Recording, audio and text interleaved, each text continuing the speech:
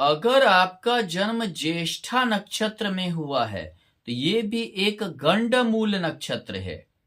दूसरी बात इनके स्वामी बुध हैं।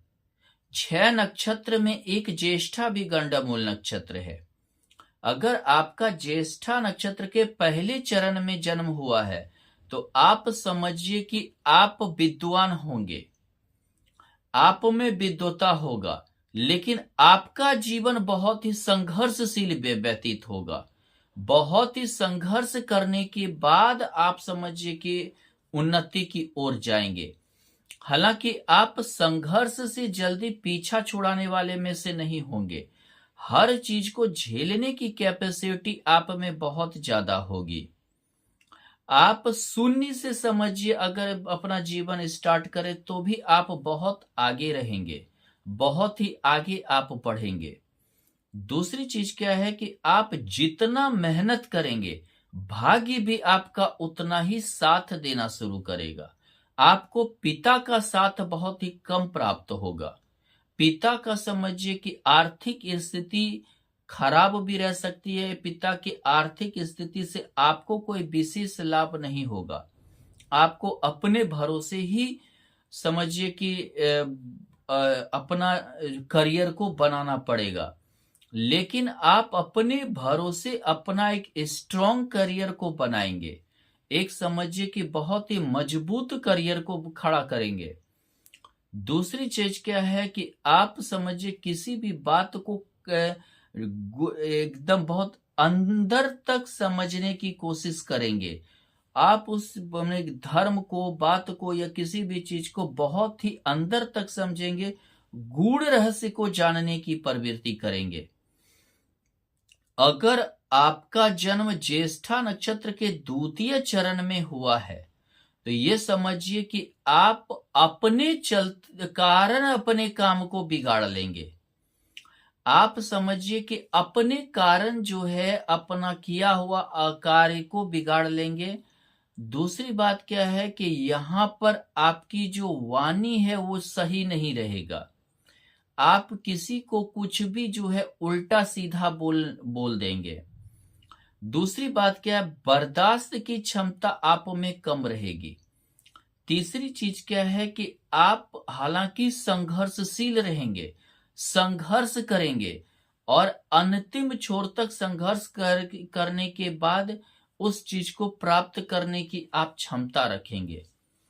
किसी भी कार्य को करेंगे तो बहुत ही अंतिम दम तक अपने बल को लगा देंगे। यानी अगर आपका कार्य अगर नहीं हो रहा है तो यानी कि उस कार्य को पूरा करने के लिए बिल्कुल एड़ी चोटी एक कर देंगे।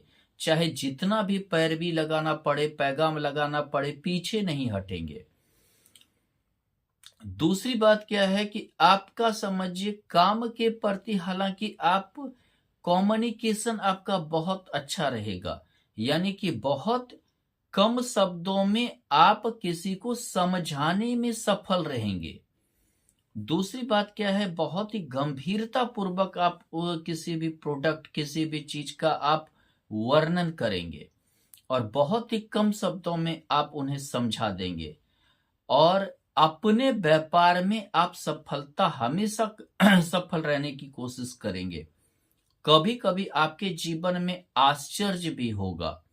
यानी कि जिस काम को आपने छोड़ दिया वो काम आपका पूरा हो जाएगा। अगर आपका जन्म ज्येष्ठा नक्षत्र के तृतीय चरण में हुआ है तो आप समझिए कि हमेशा अपनी महत्वाकांक्षा, इच्छा की पूर्ति में लिप्त रहेंगे। दूसरी बात क्या है कि आप समझिए कि छोटे छोटे चीजों से जो है लाभ उठाने की कोशिश करेंगे। आप जिस चीज से कोई नहीं लाभ उठा पाए उस चीज की ओर आप ज्यादा ध्यान देंगे, उन चीजों से आप लाभ उठाएंगे और आगे भी बढ़ेंगे। दूसरी बात क्या है, आपको अपना घर बनाने का योग प्राप्त होगा।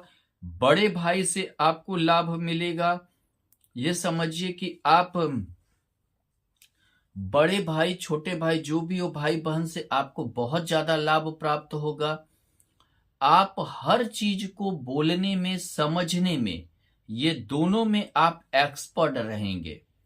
हालांकि आपको बीमारी से आप थोड़ा परेशान हो सकते हैं। चर्म रोग, दांत का रोग, कंठ का रोग इत्यादि से आप थोड़ा परेशान हो सकते हैं। पैर में स्किन डिजीज होना, इन सभी चीजों से जो है आप परेशान थोड़ा हो सकते हैं। लेकिन अगर अपने देखिए, अपने आप को देखिए तो आप अपने बदौलत पैसा बनाने में सफल रहेंगे। ये समझिए कि एक अच्छा जीवन पाने में सफल रहेंगे। किसी की मदद मिले ना मिले, लेकिन जो है आप अपने बदौलत समझिए ऊंचा भी उठेंगे, अपने परिवार को भी ऊंचा उठाने की कोशिश करेंगे। अगर आपका जन्म ज्येष्ठा नक्षत्र के चतुर्थ चरण में हुआ है तो आप समझिए कि बहुत ही खर्चीला होंगे। आपका खर्च रोग में भी ज्यादा होगा। आपका फायदा हर कोई उठाएगा। ये समझिए कि आपके पैरवी, पैगाम, सोर्स इत्यादि का फायदा कोई दूसरा उठाएगा। और आपको कुछ न कुछ चीजों से हमेशा एक डर बना रहेगा। आपके कुछ गुप्त राज होंगे जिसको मतलब आप हमेशा चाहेंगे कि वो राज आपका ना खुले। इन चीजों का आपको हमेशा डर रहेगा।